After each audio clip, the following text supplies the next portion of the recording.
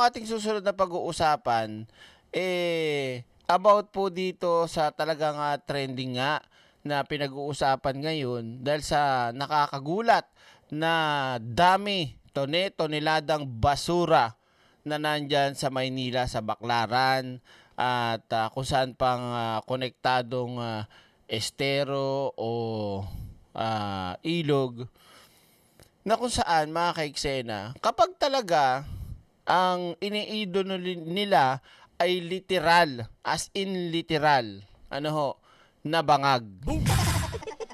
Paano bangag, direk? Kasi nga from tatay, sa tatay nilang karton na nasa dahig, aminadong bangag, nagmamariwana, nagpepentanil. Yung mga anak, bangag sa alak, bangag sa chongke. Alam nyo na yun, damo, 'di ba?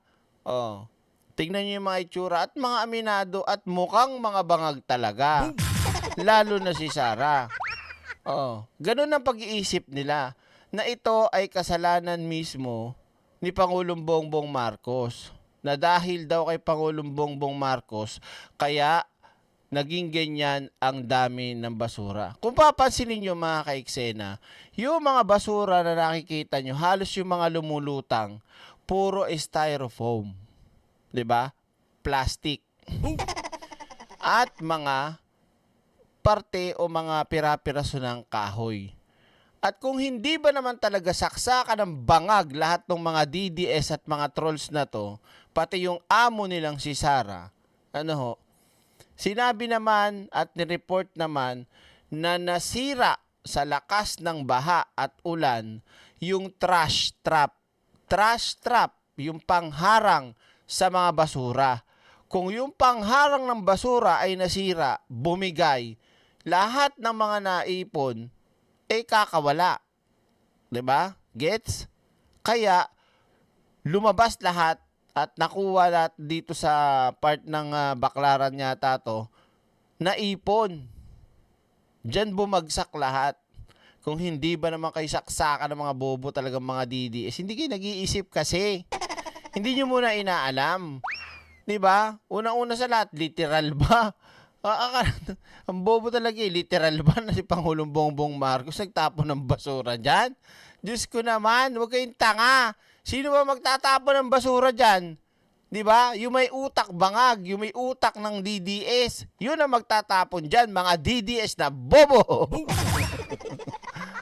Sige, tuloy natin. Pasok! Mas mukha ng dump site kaysa dagat ng basura ang mga naipon sa estero sa Baclaran, Parañaque. Pero alam nyo, nakakatawa dito sa balitang to na mismong yung mga naglilinis dyan. Buti pa sila may maayos ang pag-iisip Samantala yung mga DDS, bobo. Sa totoo lang, mga bangag talaga Mamaya pakinggan nyo yung sabihin dyan. Tila anli dahil hindi maubos kahit 3 araw ng hinahakot. Kaya itinaas na ang multa sa pagtatapon ng basura sa Metro Manila. Nakatutok si Bea Pinlac. Kahit mapanganib at may banta sa kanilang kalusugan, nilulusong ng ilang manggagawa ang dagat ng basurang inanod sa Redemptorist Water Channel sa Baclaran, Parañaque. Mano-manong hinahakot ang sangkaterbang plastic, styrofoam, pira-pirasong kahoy, at pati mga patay na hayop. Ngayon lang ako nagpahinga, makita mo, wala, giniginaw na ako. At mahirap, maparong ng mga anak ko pa siya makatrabaho kong ganito sa kahit marurumi. Buhay sila, maparad ko lang sila Delikado sa delikado, pero trabaho po, kailangan, kahit ano po, papasukan ko. Ilang taon na nila itong trabaho, kaya wala na raw bahid ng pandidiri. Pero daing nila, Sino gumawa niyan, kundi tayo pa rin? Nakita nyo? Isang ordinaryong Pilipino, alam, 'di ba? Wala, pag DDS ka, kasalanan ni Pangulong Bongbong Marcos yan. Wala niya talagang mga pag-uutak ng mga DDS to. Sabaw. Tingnan mo nga si ate, hindi ko siya minamaliit kumbaga makikita ho natin sa antas ng kanyang pamumuhay, sa antas ng kanyang trabaho, 'di ba? So, masasabi natin na hindi siya ganong, 'di ba? Hindi ko minamalit si ate kasi tignan mo, trabaho niya nandyan, ang dumi, mabaho, delikado. Kaya yan ang trabaho niya kasi hindi siya, halimbawa, nasasabi nakapagtapos o kulang sa, di ba? Pero ang utak niya, maayos. Di ba? Ang utak niya, alam niya kung anong tunay na dahilan, alam niya kung ano ang nangyayari. Hindi kagaya ng mga DDS, 'di ba? Hindi nag-iisip. Bobo nga eh. Oh. Walang ibang gumawa niyan, kundi tayo lahat. Kunin na ng mga sako nila na Oh. may tapo naman sa tamang lugar. Kami Ganon. So, kagaya na sinabi ko sa Bengador kahapon, 'di ba? Ang may kasalanan niyan ay bawat Pilipinong naninirahan sa lugar na yan. At hindi lang yan, lahat ng mga Pilipino na rin na hindi marunong magtapon ng maayos ng basura. Lalo na yung mga informal settlers na nagtatapon na lang at ilalaglag sa bintana nila yung basura nila. Oh, sino may kasalanan? 'Di ba? Salamat po Ma'am Baby Nunez ha. Duterte Clan ay magaspang sa mapa ng pagkahulma. Oh, tingnan mo yung ibang tupad oh. Swerte nasa taas lang oh. Kung lumulusong kaya kayo, 'di ba? Bago pa yung mga t-shirt niyo diyan mga long sleeve oh. Oh, sige tuloy. naglilinis. Hindi na lang iniisip yun. Oh. Gumagamit din ng mga backhoe at trash skimmer para mas mapabilis ang paglilinis. Ayon sa MMDA, humigit kumulang 500 tonelada na ng basura ang nahakot sa estero. Oh. Hindi mabubulok ang mga basura na nakukuha natin dyan sa mga waterways. Ang plastic na yan, kahit abutin ng mga apo natin, hindi yan masisira ng basta-basta. Oo. So yan ay kailangang matanggal talaga kasi pag hindi yan natin tinanggal, mapupunta yan sa ating pumping stations. At the end of the day, magbe-breakdown ang pumping station natin. At Buti na lang talaga si Gentore ang nalagay ngayon dito at talagang maayos sa sistemang pinapatupad at sa pamumuno niya talagang walang antala, tuloy-tuloy ilang araw na sila naglilinis diyan, biruin nyo, 'di ba? mapapaliit niyan ang capacity ng ating water channel. Ito raw ang kauna-unahang beses na ganito Op. karaming basura Makinig kayo mabuti ito ang kauna-unahang The day, magbe-breakdown ang pumping station natin. At mapapaliit niyan ang capacity ng ating water channel. Ito raw ang kauna-unahang beses na ganito karaming basura ang napadpad sa estero. Bakit? Ayon sa Parañaque LGU, nasira kasi ang trash trap sa bungad ng water channel. Oh, trash trap nasira po. Hindi lang siya basta naanod dyan at napunta dyan. 'Di ba? Kasi nasira po yung humaharang sa mga basura para pag tawag dito, once na naharang yung basura, nahakot, nakukuha. Dito nasira nga Para bang para bang plastic na nabutas, sabog. 'Di ba? Pag tinusok mo sabog ka agad. Kalat kagad yung laman. Ganun lang ka-basic intindihin yan. Dahil sa lakas ng agos ng tubig, sa kasagsagan ng pagulan dulot ng habagat. Dati hindi nangyayari yan Pero dahil unang-una, madaming basura, nasira pa yung trash trap, tapos ang dami talagang bumagsak na tubig. Kaya tayo nakakaganto, nakaproblema tayo ng ganito. Anyway, you see the problem for yourself. So gagawin po natin yung trash trap doon, 2 layer po siya para hindi makapasok dito yung ating garbage po dito. Pero ang number 1 pa rin, disiplina sa mga tao. Yun lang, di ba yan ang sinasabi ko kahapon? Disiplina. Kasi maraming bansa, mga kababayan ko, hindi ko sinasabing lahat perpekto. Pero pwede natin mahintulad unang-una, yung Japan.